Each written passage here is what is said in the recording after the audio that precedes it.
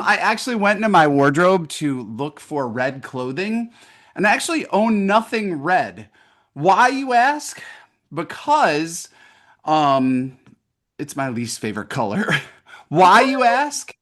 Why, you ask? Because it is the color of the Ohio State University. Why does that matter? Because I went to the University of Michigan and we hate the Ohio State University, so thus I hate red.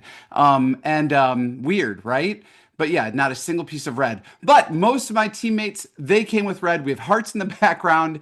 We have people from Wisconsin here. They like red. We have people from all over the world here that likely like red. It's our Valentine's Day event. It is from crush to commitment. It's how to design products users love and pay for. So as you're coming in the room, we have a full house today. We want to know in the chat, what's a product you either fell in love with, or probably a much easier question and a funnier question, what's a product that broke your heart?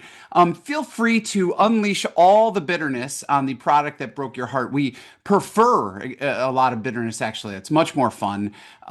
So let us know what product you fell in love with and what product you find to be has broken your heart. You're in for a treat today. As you know, this is one of our Irrational Labs behavioral scientists panel events. Some of you have been to these. So we bring some of our best and brightest, and then me, to come and talk to you about things that they find interesting in the field and insights that they've uncovered during the course of their journey in behavioral science land. This is a new geographic location that I have coined right now here. You heard it here first.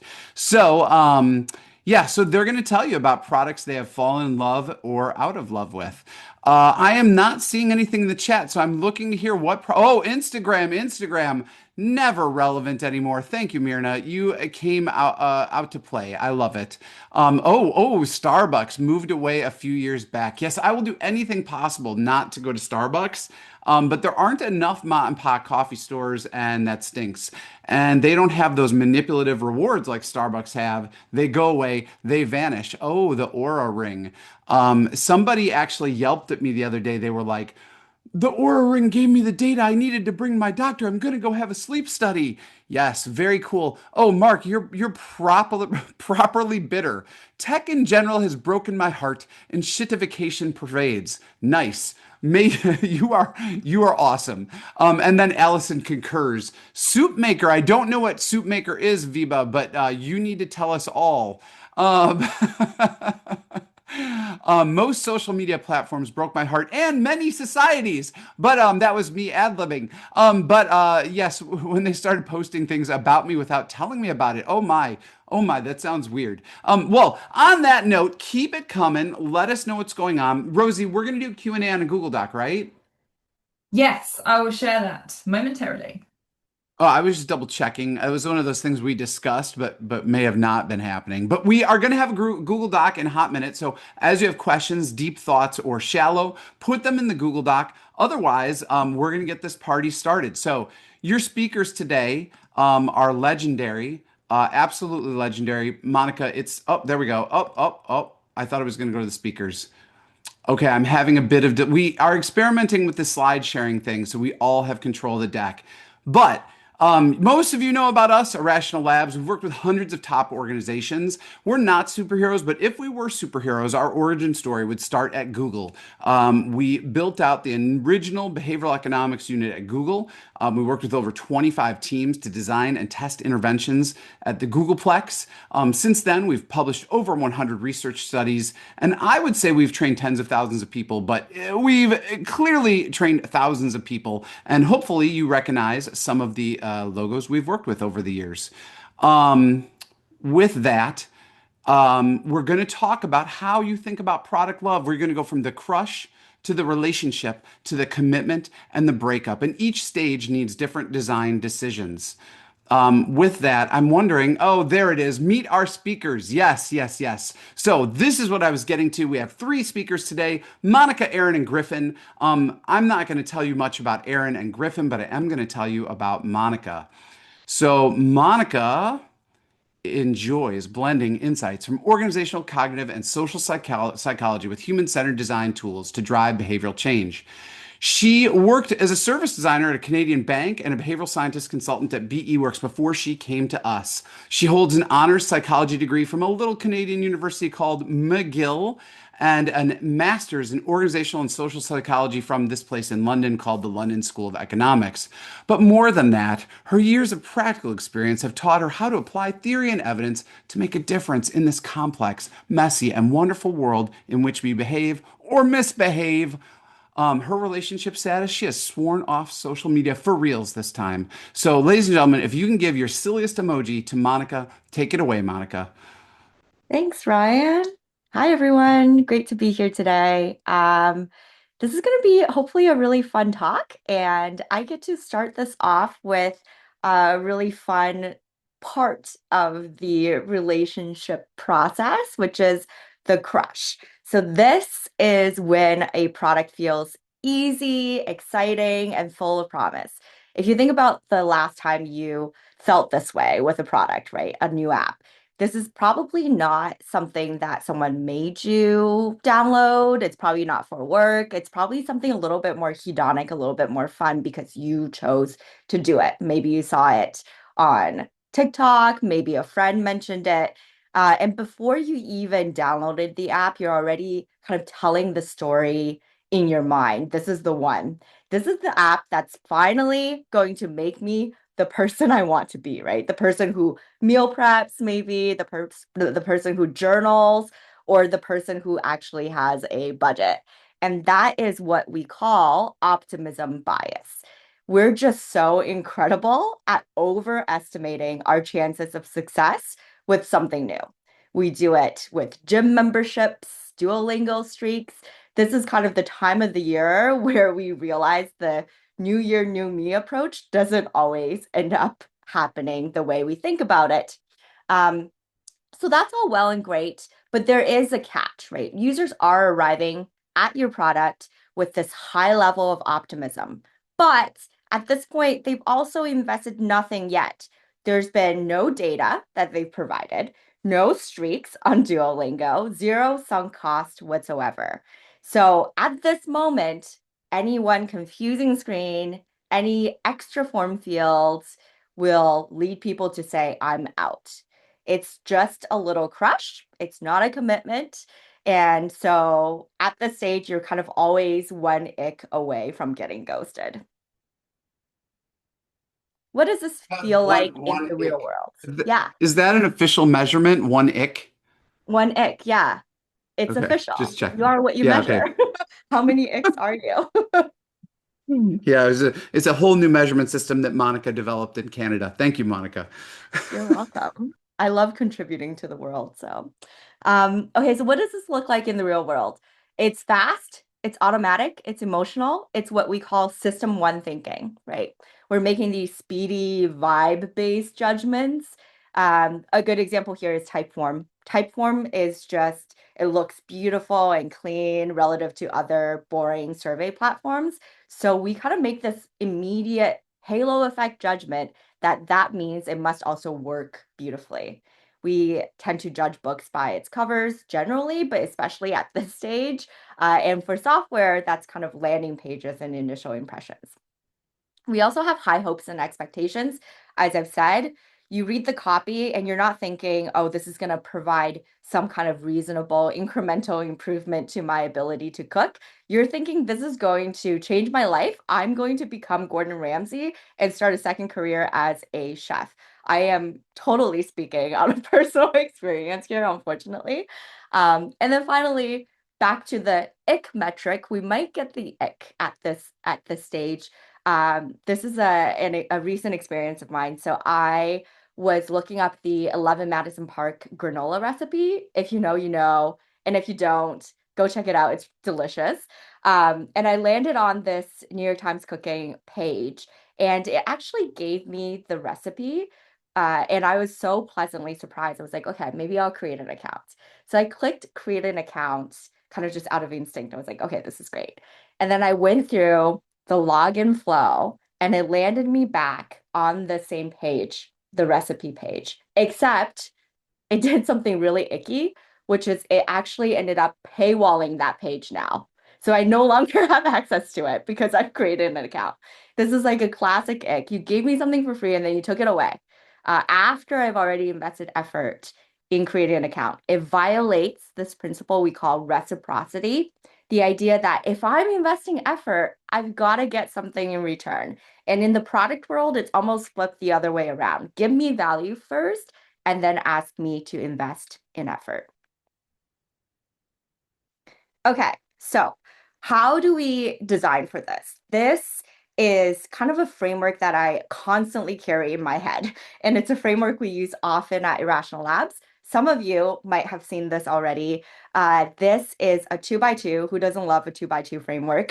So if you want to take a screenshot of it, this is your moment. I will go through this in a little bit more detail. So on the x-axis, you have future on the left and now on the right. What this represents is present bias, the idea that people disproportionately value what they can get right now versus what they'll get in the future. Products that create a crush do a really good job of translating this long-term value into something you feel viscerally and immediately. On the y-axis here, this tells us that people are much more drawn to things when they can picture and feel what they're getting, when it's emotional and concrete versus something that's more functional and abstract. So when we look at this as a whole, we can see that the bottom left quadrant is essentially what I'll call the friend zone, right? It's the friend, a responsible friend who's telling me to brush my teeth every day because it'll prevent gingivitis in the long run. Where we want to be actually is the top right quadrant. This is the crush zone. This is telling me to brush my teeth so I can have minty, fresh breath right now. It's the same behavior, except one gets me to do something concrete today. Now, let me show you what this looks like when some products really nail getting into the crush zone from my personal experience. The first product I'll introduce you to is a product called Finch. I don't know if anyone has used it. If you have, maybe do a little shout out in the chat and let me know what your experience is like with Finch. If you haven't, it's super adorable. If you're looking to make some self-care changes and build some healthy behaviors like exercising, stretch breaks, drinking more water, this is the app for you to try. This is also a typical example of an app that's trying us to do things that we all think we ought to do. We know we need to do these things, but from experience, and especially around this time of the year, as I said, you kind of realize that, we're not always successful at doing this the way we want to. So what did they do differently? Instead of a healthy habits checklist, we're telling you that you should do these things, which is essentially something that's a little bit more functional, abstract. It's telling you, this will be good for you eventually. What they've done is they've given you this little bird, a little bird that you hatch from an egg. It's super cute. The experience is super cute. There's a lot of curiosity involved, and this bird needs you. If you drink water, this bird is happy. If you don't, this bird is sad. If you get out of bed early, this bird gets to go on an adventure. So what they're doing is they're turning this abstract concept of take care of yourself into this concrete thing, an immediate thing of take care of this tiny creature who depends on you. And it makes it really concrete and weirdly urgent for you to want to do these things.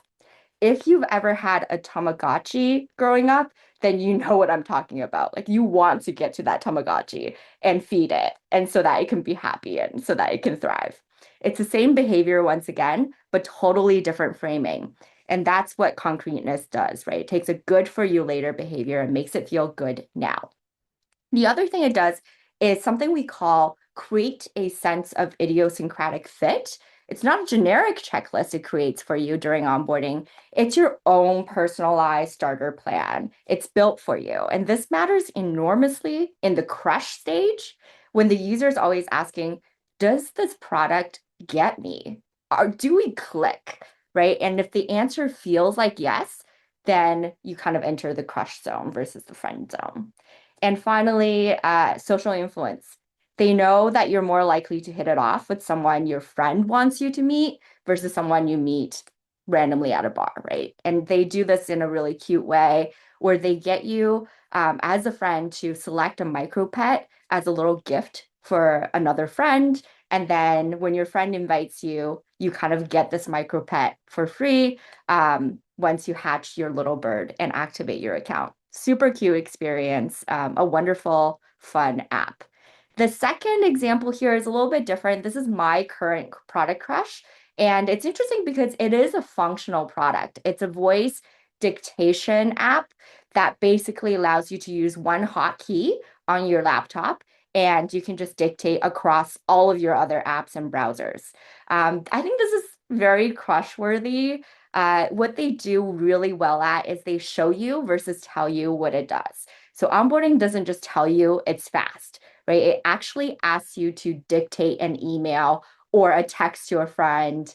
And within seconds of downloading the app, I'm already using it. I'm already experiencing the magic when it turns my rambling voice into a really well-formatted email that just completely feels like it gets my intent. So it's instead of a feature description, it's offering me this experience. It's also doing a really good job with costly signaling or peacocking with the reverse trial. So what it does is you start the product with everything unlocked. You get the full pro, no credit card required account. And what they're doing is sending a message that by doing something that fundamentally costs them, right? They're telling you that we feel so confident in our product that we don't need to lock you in first. And it's the same evolutionary idea as a peacock and its feathers and its whole display. It's a signal that I'm credible because what I've done here is really expensive to produce. The landing page, finally, it's just very clean, beautiful, minimal. There are these fluent, smooth animations that creates a surface level feeling that it is fast and it is smooth, which then leads to this downstream assumption. If the website is this polished, the product must be as well. It must be really easy to use every time. Okay, so finally, to wrap this up for the designers in the room, for the product folks in the room, what does this ask of us? Number one, make it immediately rewarding. Don't defer the payoff because every second counts. Think about turning that long-term value into immediate success. So think about that bird from Finch or minty fresh breath. The second thing is create a positive halo. The product needs to look good, but more than that, it needs to create a good first impression. Whether that's speedy onboarding that leads people to judge it as a speedy product, or a very smooth and clean first screen that leads people to judge it as easy to use. These are signals that we care enough to get the details right, and you'll benefit from that. Thirdly, set concrete expectations. Don't ask users to imagine the good that this product will do for you. Try to show them where you can. Let them touch it. Let them experience it. I love this Netflix example here where they're showing you the difference between HD and UHD. It just makes the benefit so much visible and so concrete for the user. And then finally, build trust through costly signaling. So free trials without a credit card. And one of my favorites is something we call anti-recommendations. It's the idea that you can tell someone that actually a higher tier, more expensive plan might not be right for them. And in doing so, you're telling them, I'm here for you, and I'm so confident that I can add value to your life that I'm willing to sacrifice in the moment. Okay. Before I wrap up this section, I do want to say one of the things that I haven't said is that most of these products that I just showed you, a huge chunk of their users will still churn within the first month. A crush is necessary, might be necessary to get to a product that you love, but it's ultimately not sufficient. We can get someone in the door, but that doesn't mean that we can keep them there, right? So optimism that I talked about wears off. The halo that I talked about fades, and real life ends up getting in the way. You have a busy week and you forget to open the app, and all of a sudden everything changes, right? The honeymoon is now over. So the product needs to earn its place in someone's actual messy everyday life. And that is unfortunately a much harder design problem, but I am really happy to tell you that Erin, my friend, my colleague, and my brilliant behavioral scientist is going to be the one tackling this problem for us. And by way of introduction, Erin is a master. I've worked with Erin a ton, and she is just a master of translating strategy into design decisions. She is very creative and has worked across a variety of different fields, especially the healthcare sector. So if you have questions about healthcare user patient behavior design, Erin is your person. Some fun facts, Valentine's related facts. Her favorite rom-com is The Proposal, especially the iconic Betty White in the woods scene. If you know, you know. She also loves dark chocolate. So let me know in the chat if you're more dark chocolate or milk chocolate. This is a heavy debate at Irrational Labs for many years. She hates gummy candy, maybe a hot take. And ultimately, what really does it for her is ice cream. Her relationship status is that she recently was broken up with by Duolingo. So I'll pass it to Erin and have her maybe tell us a little bit more about what happened there with Duolingo. Awesome. Thanks, Monica. And I feel like Allison, it looks like in the chat, we are in a similar place with the struggles with Duolingo.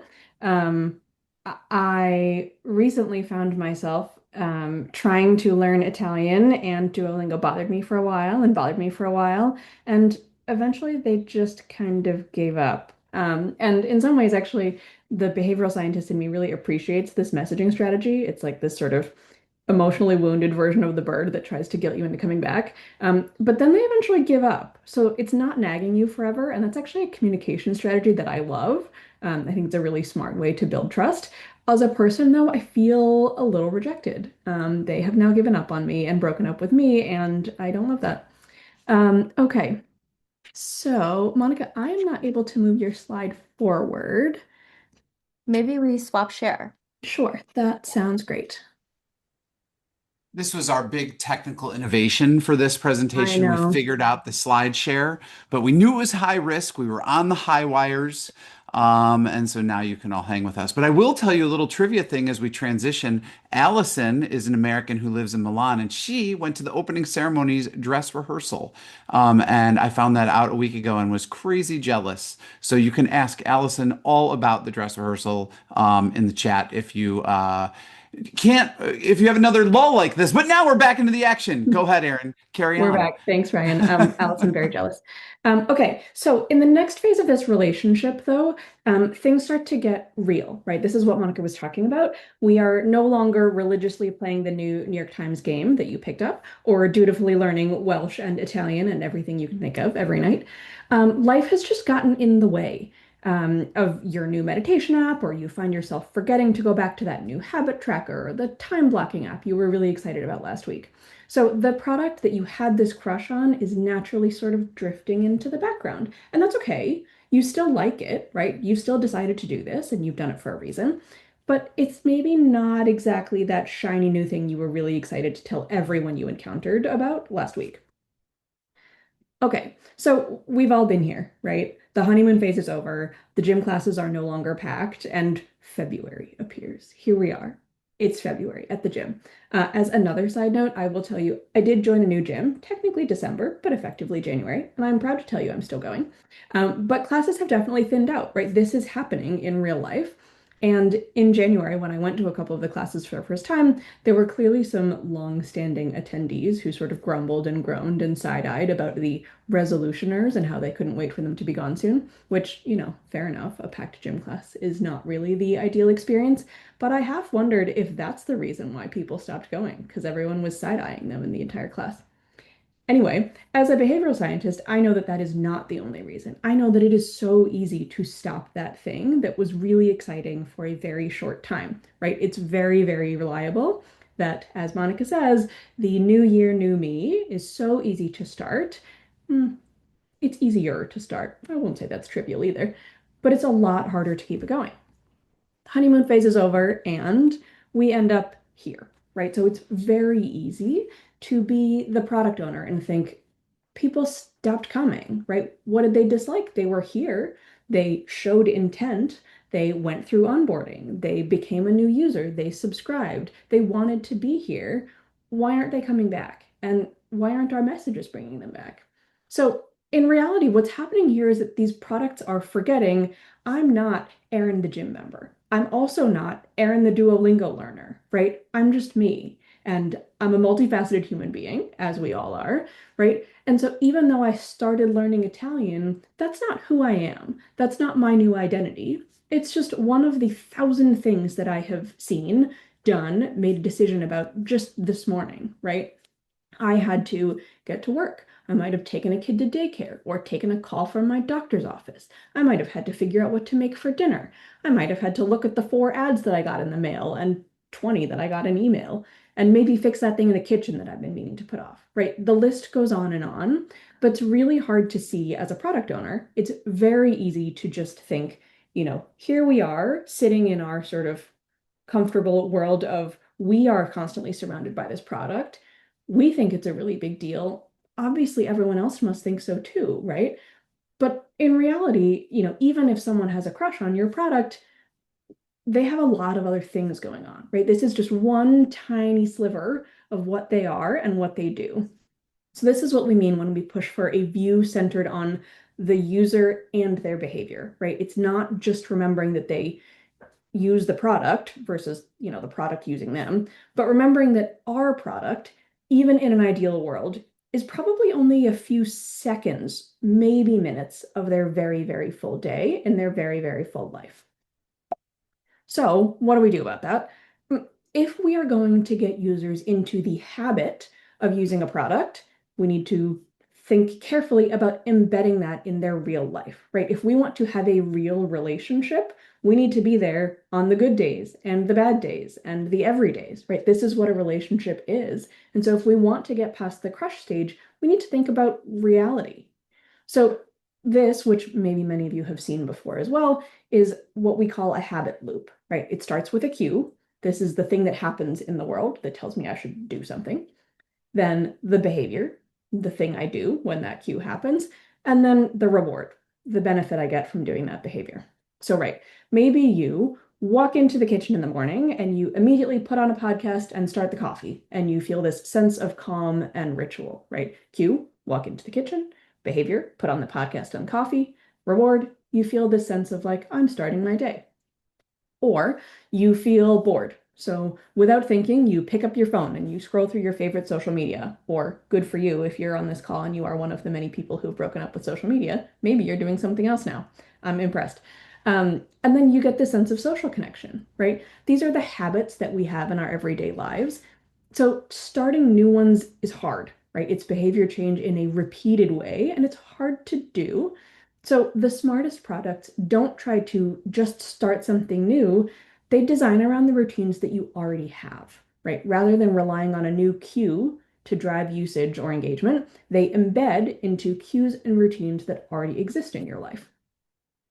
So good products find these in the world, right? So first, they find or use the existing cue. So going across this slide from left to right, rather than hope that it randomly occurs to you to start using focus mode on your iPhone, which you're never going to do. And realistically, you'd have to decide in a random moment to do it, and you'd have to discover that it was there, and you'd have to think it was valuable and all of these things. Apple says, hey, we noticed that you just arrived home at 6 p.m. Would you like to try using focus mode now that you can focus on being with your family? So instead of saying, let's just create some random moment, they've said, let's focus on a cue that already exists. The thing that already exists in your world is that you got home from work. We know that because we're Apple and we have a ton of your data. But we know that, right? And so we can capitalize on this moment because we know it's already happening. Then the habit loop has to keep being easy. The behavior itself, the use focus mode, the do a Duolingo lesson, etc., has to be minimal friction. Like Monica said, immediate, concrete, emotional reward. Or you're going to lose a user to the competing priorities in their day. So let's say, right, I've just gotten home. It's 6:30. I'm ready to make dinner. I open my New York Times cooking app, which I can do, and I can send Monica the 11 Madison Park granola recipe. This is something I think they're actually doing well. Rather than have to search through the tens of thousands of recipes they have, or maybe I thought, oh, I don't know, chicken something, vegetable something for dinner and put in that in the search bar. Instead, they show me this carousel at the top of my screen of recently viewed recipes. So it's just a one click to open that thing I'd been looking at the other day so that I could just make it for dinner, right? They've taken a potentially overwhelming thing of look at the tens of thousands of things we have, and they've said, nope, one click, go straight to here. This is what you probably want. Okay, finally, we have to get around the habit loop, right?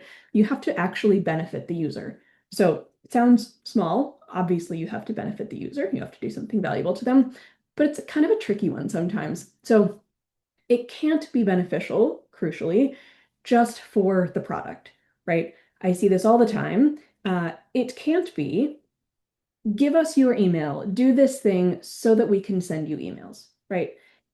The promise of future spam in your inbox is not a valuable thing to most people. We all know that we get way too many emails on a daily basis. We can't just say, hey, do this thing so that we can be more involved in your life, right? That's not going to work. We have to say, what is actually valuable to them in this moment? What value can we provide right now? So on the right here, this is my moment of evangelizing a fun product that I mostly love. This is the Transit app. Does anyone use Transit? It is one of my favorites for cool behavioral design choices. It's essentially a navigation app, so you can see bus or train routes to where you're going. As a side note, one thing I love about it is if you are looking at upcoming train or bus departures, it will actually tell you, hurry to take this one, rather than a Google Maps or Apple Maps, which will just tell you upcoming ones and not say, you could make this 10 minutes earlier if you just walk faster.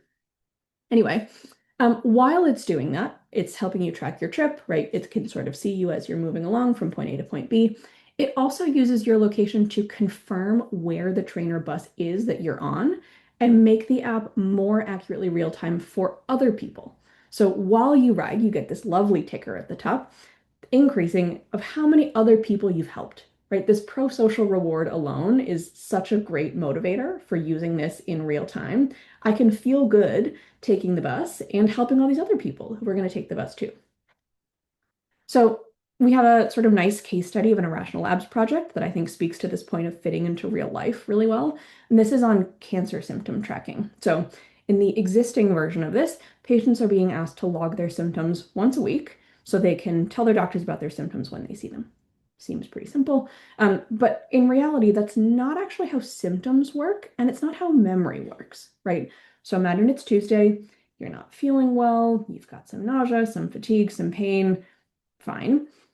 By Friday, when this checklist arrives that you're supposed to log, you happen to be having a decent day. You're doing better.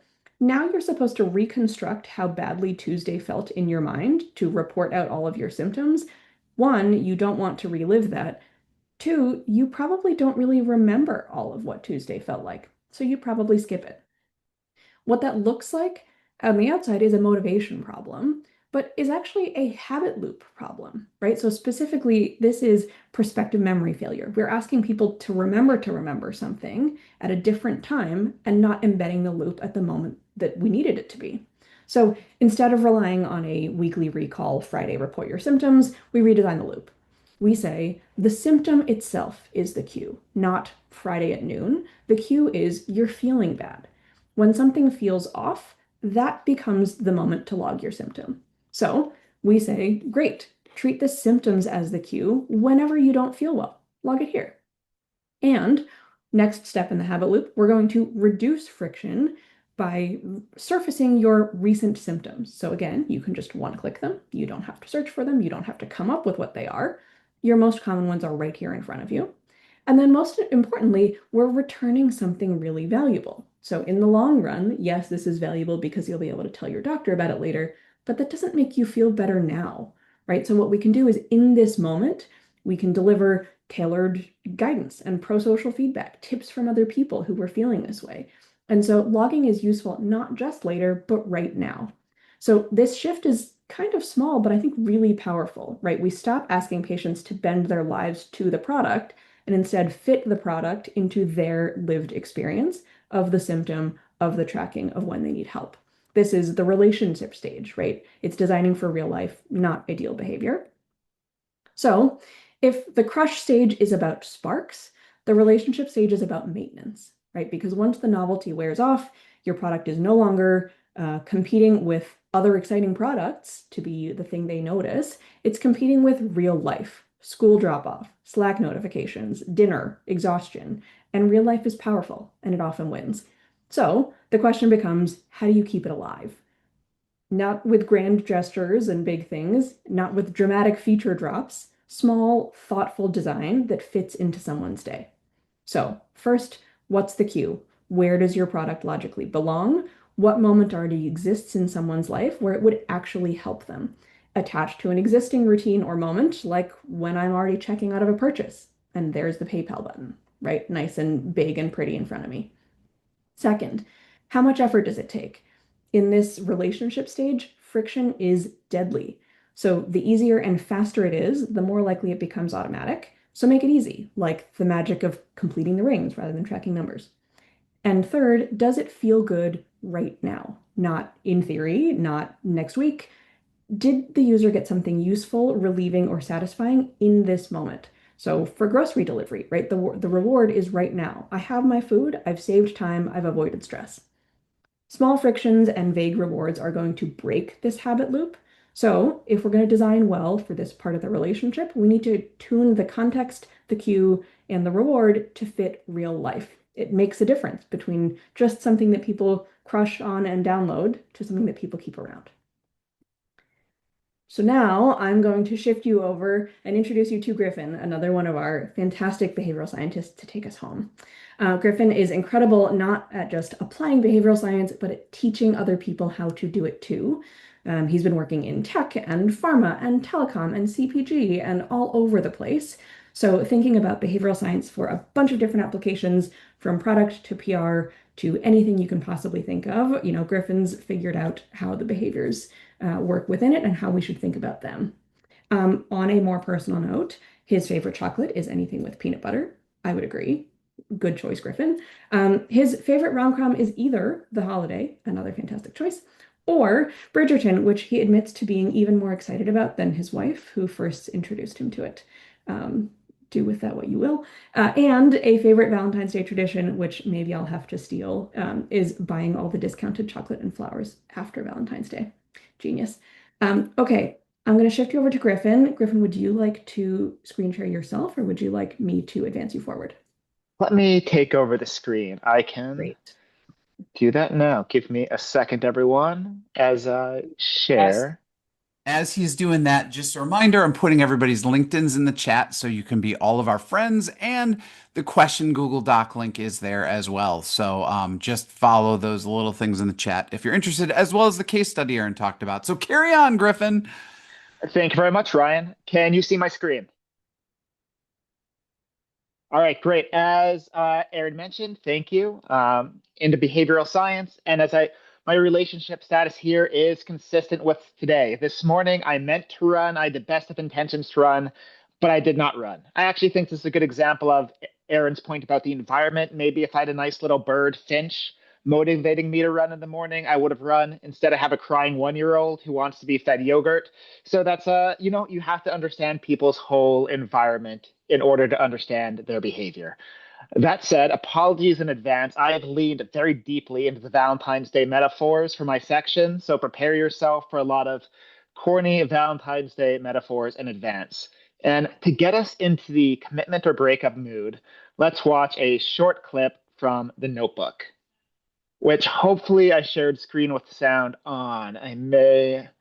Let me actually reshare quickly because I may not have shared with the sound on. Let's see.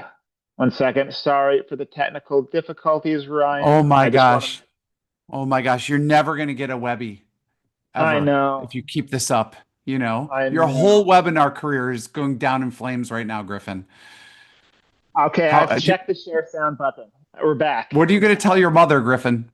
I don't know what I'm going to tell my mother. I'll have to think about this.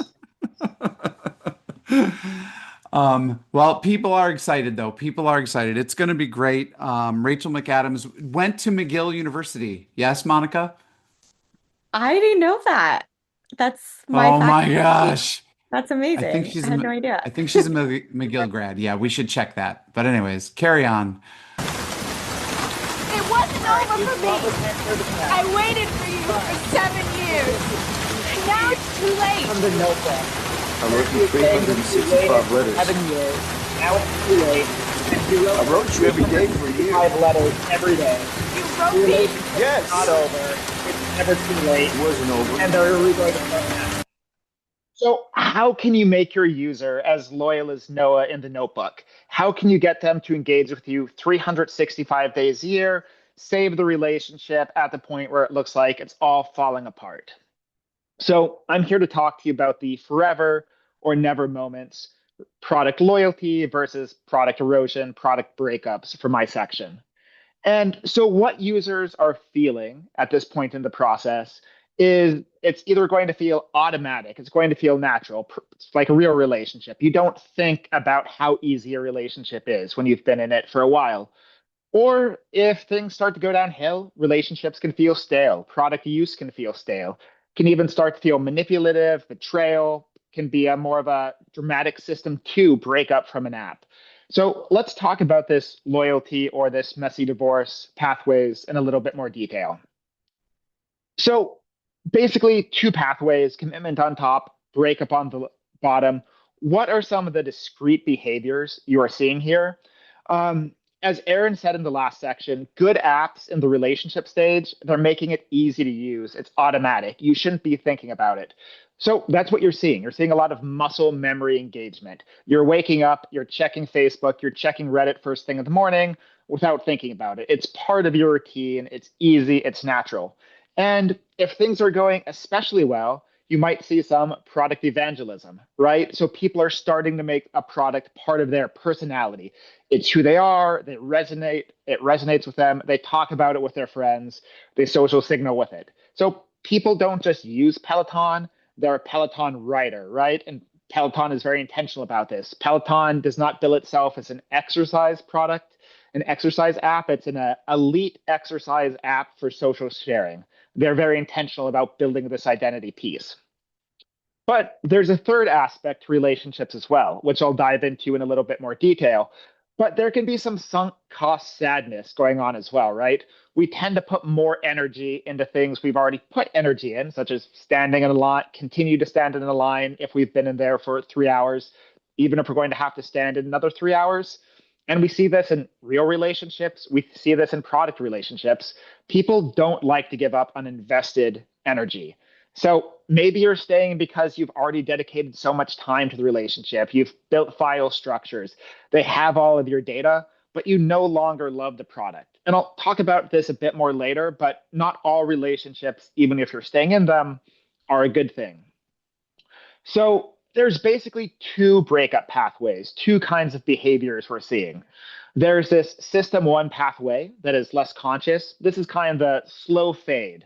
This is the digital version of quiet quitting. You're still in a relationship. You're still using the app. But you're using it less and less. This is the Duolingo bird getting sicker and sicker every day, as I was seeing in the chat. And eventually you stop using it. And, if you're using iPhone, Apple might just decide to remove the app for you from your screen. It's not conscious, but the app has not given you what you need to stay engaged, to stay motivated. We'll talk about that a bit more later on. There's also the other breakup version, right? Not all breakups have the slow fade. Sometimes there's this big dramatic moment, the fight that ends the relationship. This is the bridge burner pathway. And this is when products, or sometimes it could be at the brand level, which products sit under, they do something that makes users reevaluate their relationship with the product. This can be a dramatic price hike. This can be changing or deleting a feature that people hold dear, or it can be some misalignment with the brand. Maybe the CEO says she hates pandas, and you're someone who loves pandas, so you can no longer ethically use panda.com because you love pandas. And another important behavior to note here is it's basically the Ashley Madison of the product world. People start to flirt with competitors. You're still using your app, but you're still using the product, but this is a real danger moment for products. People are starting to look at what might meet my needs more cheaply, more seamlessly, in a way that I can feel more aligned with my values. So yeah, you're still using the product, you're still in the relationship, but you've checked out. So let's dive into the behavioral science of what this looks like for the 2 pathways a little bit more. All right. So in the soulmate relationship, the committed relationship, you have somewhat of a virtuous cycle. So again, as Erin talked about, you're starting off, it's easy to use the app now. It fits into your day. You don't have to you automatically remember to use it. You don't have to consciously go back and use it. It's habitual, it's automatic. And as it becomes easier, as you start to love the product more, you start to build a sense of ownership over it. This is because you have some IKEA effect going on. You are kind of co-creating the product. With Duolingo, for example, you're leveling up and you're earning gems, and that is showing effort that you've put in. It looks like you are building something along with the Duolingo owl. And you start to get a sense of ownership over your progression, your leveling in an app like Duolingo. And as people get this sense of ownership, this sense of entitlement even, they start to self-signal, they start to build some identities around the app. Remember, going back to that Peloton example, you're not just someone who uses Peloton, you're a Peloton rider and waking up every morning to ride on your bike, share your results, do your ab workout. That is something that you resonate with and you want to share with other people. In really extreme cases, this can get especially true at the brand level of a product. Competitors can start to feel like an other. So let's look at a brand example for a second. You are someone who only buys Nike shoes as a product. You don't buy Adidas shoes because they are garbage shoes. I have nothing against Adidas shoes. But it's because you just like Nike so much that you start to do what we call reactively devaluating other brands, other products. And if you are the person who owns this product, this is a pretty good place to be. You want users to be here. But on the other hand, let's talk about the soon-to-be X pathway. This is the more dramatic breakup version of the app, the betrayal loop. So it normally starts when the product signals some sort of violation of trust, right? This can look again like price changing, a product getting killed, the brand becoming misaligned. And something we know from behavioral science is a loss hurts twice as much as a gain. So if users feel like they're losing the sense of fair price, a specific product, it can psychologically hurt and it can trigger what we call a hot state. This is a moment where emotions are high. We tend to think with our heart more than our head. This is like the big breakup fight in a relationship, right? And users, Erin talked about reciprocity earlier and what it takes to build that. But users can really feel like reciprocity has been broken here, which can be really problematic. Users feel like they're giving an app something or a product, they're giving them your time, your data, and a product is expected to give something back. And when this is violated, this can create what we call cognitive dissonance. If you're someone who views yourself as smart, thoughtful, ethical, price sensitive, but the app is no longer price sensitive, it's no longer ethical, it's no longer cool, who you are and who you see the app as tend to be growing apart, and that can create a breakup. And the final pathway that I really want to emphasize here is it's not always a happy relationship or a blowout breakup. Again, the unhappy product relationships are real and they're dangerous if you're the product owner. If users are staying because it's too much work to leave, if all of their files are in your app, if all of their data are in the app, this is what we call switching costs to leave. If another product comes around and they allow you to easily port in all of your data, all of your information at a lower price, you're going to lose your users dramatically. So this is a point in a relationship you really want to avoid. So let's give some examples of what this looks like in real life. All right, so it's not excitement, it's integration. Map apps such as Google Maps are one of the epitomes of automatic use. If I'm looking at how to get to my favorite spicy noodle restaurant in the Upper West Side, I am not consciously thinking, am I going to use Waze? Am I going to use Apple Maps? Am I going to use Google Maps? No, it's set part of your routine. Any of the mapping softwares, people just have such a habit of using them that to break someone out of a mapping product, it's incredibly difficult. It's a great example of routine use. And an example, Strava is a great example of you have some of that routine element, but people really build Strava as part of their exercise identity. Some of you may have heard the logo, if it's not on Strava, it didn't happen. People share their activities. They compete on Strava. Running more miles or biking faster than your friends becomes something that people socially signal. All right, so let's talk about it's not you, it's not me, it's you, these breakup relationships. So I'll give an example from Reddit and from Netflix. A few years ago, Reddit changed their API policy. They made it more expensive for third-party developers to integrate with Reddit. So this killed a few popular apps that people use to look at Reddit content, Apollo, Blue Alien, etc. And this was a huge kerfuffle, especially because Reddit really bills itself as a community that people build together. We've got some of this IKEA effect going on here. And so breaking this build it together policy, it was a violation of trust, and it was a huge problem for Reddit for a short period of time. So Netflix password sharing, it's another great example. Netflix, I think in 2017, tweeted, "Love is sharing a password." And password sharing among Netflix, it was a huge social dynamic, right? You'd have roommates saying, "Yeah, I share my password, so my roommate cooks me breakfast on Mondays." This was a real thing. And when they changed it to tether passwords to a physical location, again, this was a huge change in what the app represented, how people use the product. It was another problematic moment for Netflix. Again, both of these apps have recovered. They handled it in other ways, but these are examples of changes without first providing enough context to prepare users for the why it's happening. Two examples of staying for the kids and the data are Facebook, especially among millennials and Gen Z users. A lot of them have migrated to Instagram, other social media apps, but many of them still use Facebook for very specific reasons. Marketplace, neighborhood groups are some of the top two. And people continue just to log into Facebook so they can see, hey, can I buy a baby stroller? And again, this is a dangerous place to be for Facebook because as soon as another group can compete as a better marketplace, you're going to get people who leave Facebook because that's the only reason they're staying around. The blue text for the iPhone Android interface, another great example.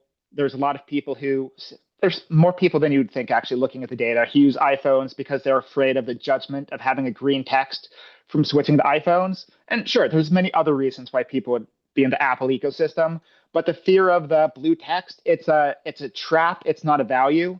And as more people switch to apps like WhatsApp, it's a dangerous place to be in for a product. So what does this mean for us as designers? A few things. Don't stop dating your users. Fight complacency. Users are going to be paying attention for newer, shinier competitors. Regularly audit your core experience. Make sure they're still meeting user needs. And make sure as the ecosystem, the challenges evolve, that you are working through those with your users. Respect the unwritten contract. Basically, don't be a jerk. Make sure that you are keeping reciprocity alive with your users. If you are making major changes, give users a heads up. Explain why it's happening. Give them an option to opt out if possible. Some great examples of keeping user respect high are Slack automatically giving users money back if their headcount goes down in their enterprise software. A good example of Reddit doing something that helped users, since I was mean to it on the last page, was when they changed their user interface a couple of years ago. They allowed users to stay in old Reddit and opt out, which garnered a lot of positive attention. So number 3, trade lock-in for bought-in. You never want to build a prison. You want to build a partnership in your product to relationship instead. And if you have a longevity of usage, you can really tap into this history with your users. Apple Memories for their photo app is a great example of this. They show you photos that you've had for decades in the app by showing you these memories every day. This is a throwback to the days I fostered kittens during the pandemic. And so they show the long-time value that you've had with the app.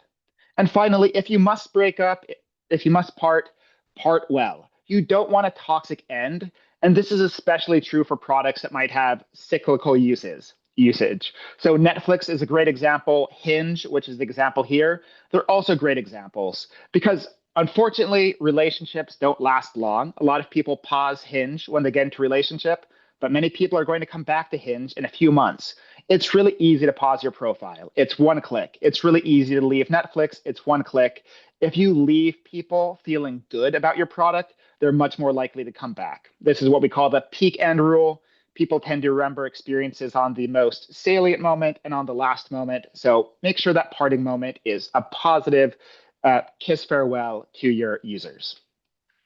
All right, I'm handing it off at this point. Awesome. Well, thank you, everybody. We are going to go to Q&A before I talk about that. The quick commercial is in the chat. If you think we can help you with your product or you want to work with us, just email hello at Irrational Labs. That's hello at Irrational Labs. I love using my infomercial voice. But seriously, we'd love to help you. This is what we do. This is what our team specializes in. If you have not watched Kristen's teardowns, people love them. They're the hottest thing since Bridgerton. That's right, Griffin, since Bridgerton. But people love her teardowns. She'll take a product and she'll be like, this is awesome, or this is a dumpster fire. I'm paraphrasing. And most of you are probably on our newsletter, but in case you aren't, the link is there. Again, all our LinkedIn's are in the chat. So if you didn't connect with us, scroll back. Please connect with us. We'd love to have friends. We're friendly. So thank you very much. Now we're going over to the Google Doc. I did talk to the team. We are willing to stay 5 later so we can get a couple questions in, which is spectacular. But before we do that, yes, please drop your finest emojis for our 3 speakers today. Erin, Griffin, and Monica definitely brought their genius to bear today. I hope you got some insights. Feel free to drop an insight that you got out of today into the chat. The speakers always like to hear like, ooh, I hadn't thought about X, Y, Z, or Q. And boy, Ryan Gosling should sell my product.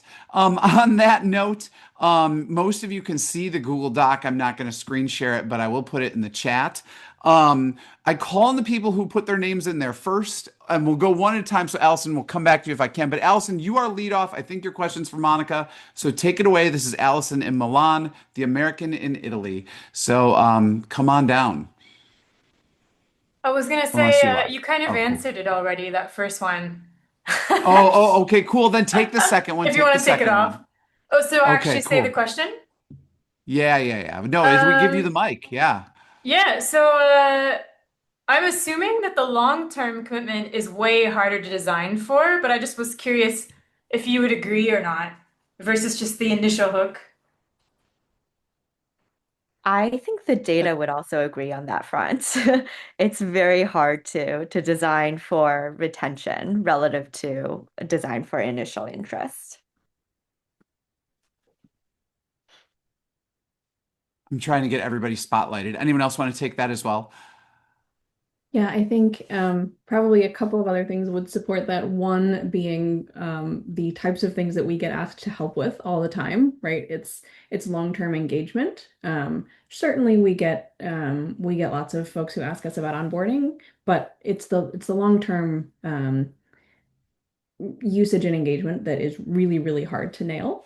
And I think that speaks to sort of the middle section of this, right? Is that you need to be delivering consistent value over time. And so it's very easy to look nice and shiny. It's a lot harder to actually fit into someone's life and to convince them to change their behavior on a lasting way.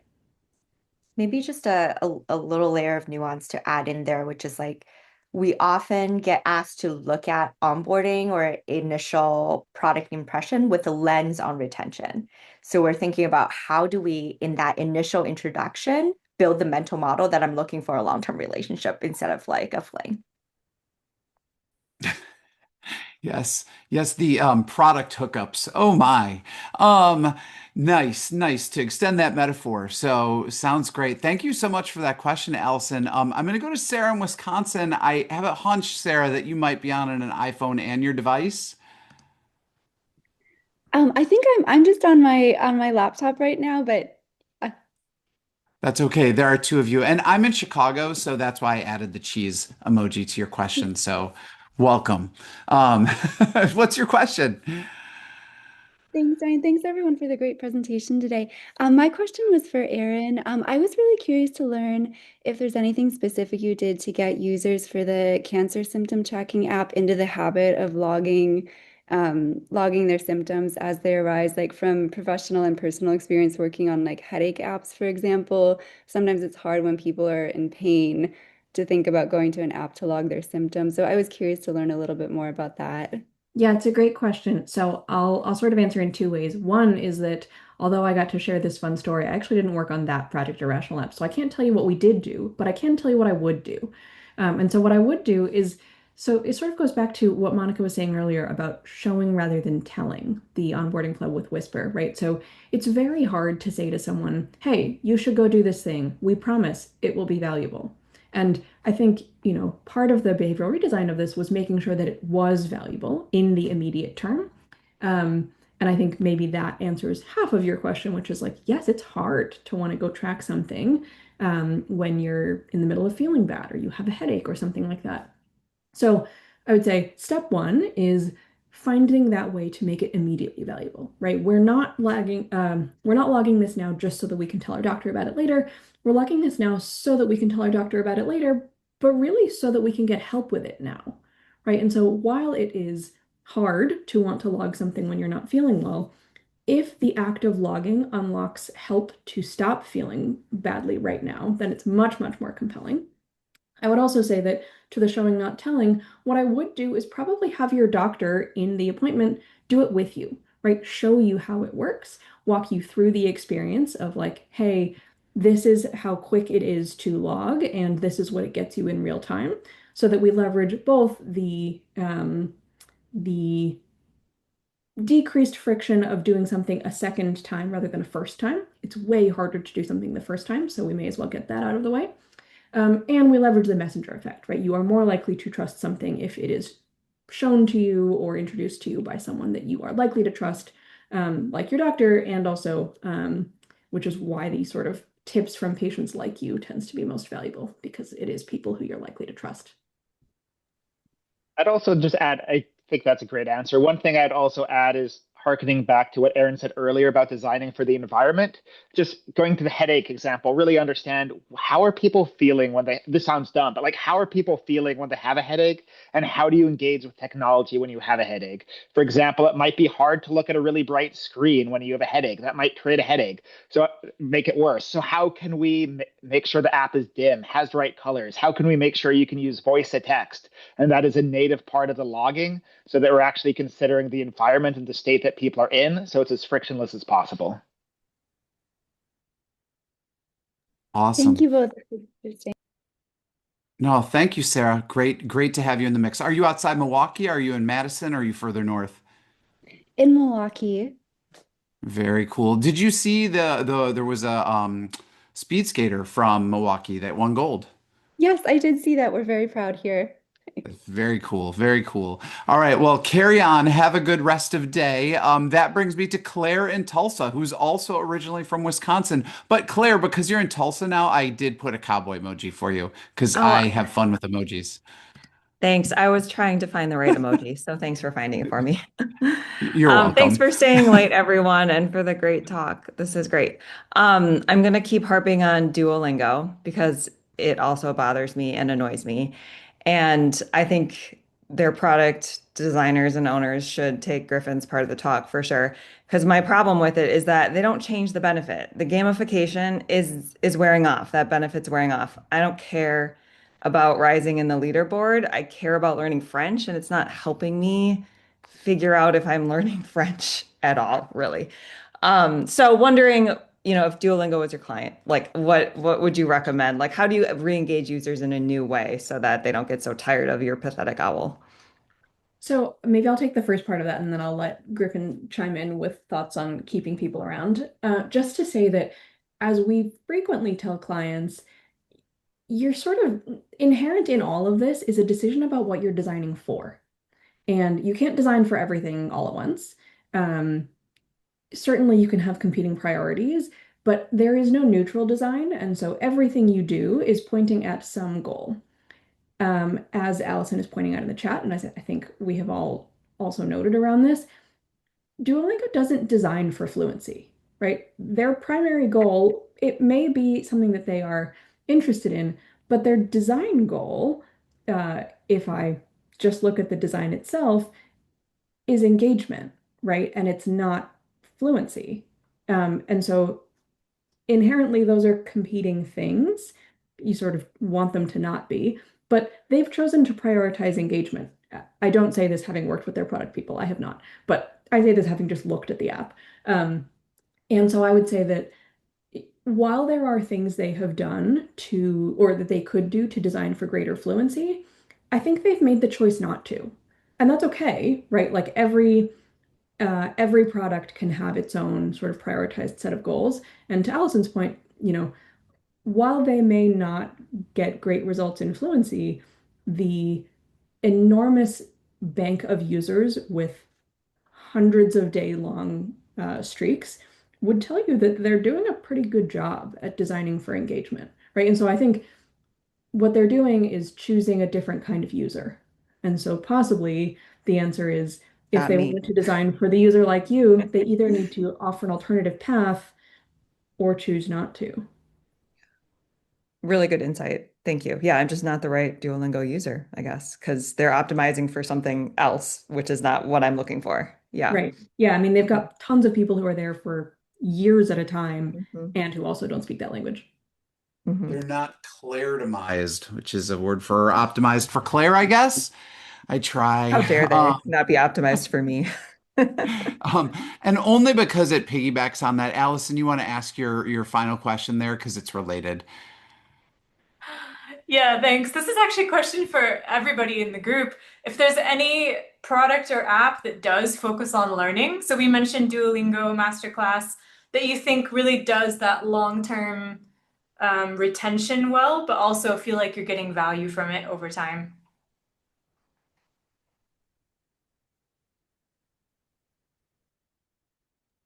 It's a great question. I don't have an answer to this. I have yet to find something that is perfect. I will tell you that in a previous life, I thought I was going to be a linguist for my entire career, and so I have a lot of opinions about how adult language learning is far more possible than many people think it is.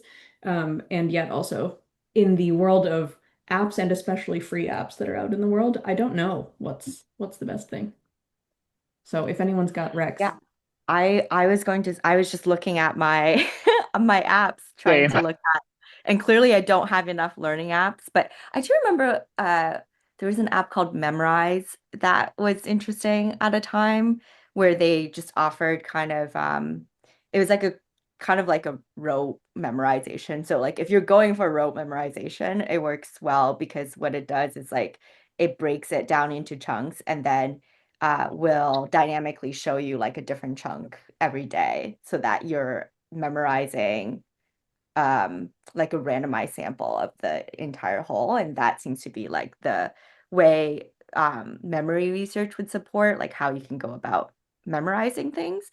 The other thing I was going to mention, which like I don't know if this is like a popular opinion, but actually I use AI quite a bit for learning because it just does a really good job of understanding my context and taking my context and my prior conversations into account for future learning opportunities. So I quite like that. I think the interface can be optimized for learning, but the underlying models are pretty good for helping them with that. One thing I would just add too is this is maybe too meta. It depends how we define learning. I think there's a lot of apps that help you learn things that are not obvious learning apps. Like let me take the Nest app for example. Like for Nest thermostats, I have many other UX gripes against Nest, but it does a really good job of helping you learn your thermostat system over time and becoming a better HVAC homeowner by teaching you when you need to change your filter schedule, how to optimally set your temperatures, what night and daytime temperature should be through smart little nudges over time. And I think that is a useful kind of learning, and they do it bit by bit, but it's not a tailored learning app. But I think there are many more apps in that vein that I think do learning well. I mean, even Apple's weather app does a pretty good job of slowly teaching you about what does solar radiation do? What is wind speed doing by just kind of slowly having progressive disclosures of information. So I think if you're looking at learning in that way, there's apps tend to be more successful. And I'll just add to that as we wrap up. I think there's an instructional design challenge. I mean, I think a lot of people that do learning apps are just looking at engagement and clicks as opposed to like, well, what would meaningful learning look like? What does it mean to have transference? Like, what does it mean to apply this? I mean, most of us that have worked in an institutional setting have all done like bloodborne pathogen chain training and sexual harassment training and retain nothing, right? Because it's just like click, comply, click, comply, click, comply. I mean, hopefully you know this stuff by now because you've taken it multiple institutions, But this goes to this whole issue of like, and Esther was talking about this, like designing so that there's check-ins, so that there's coaching, and AI will actually be able to do this pretty effectively, but also retrieval practice, which again, AI will be able to tame time pretty effectively if people are able to design these things into course shells really intelligently. So on that note, we went considerably over. So team, thank you for staying around because you love our Irrational Labs friends, and so you wanted to give them extra time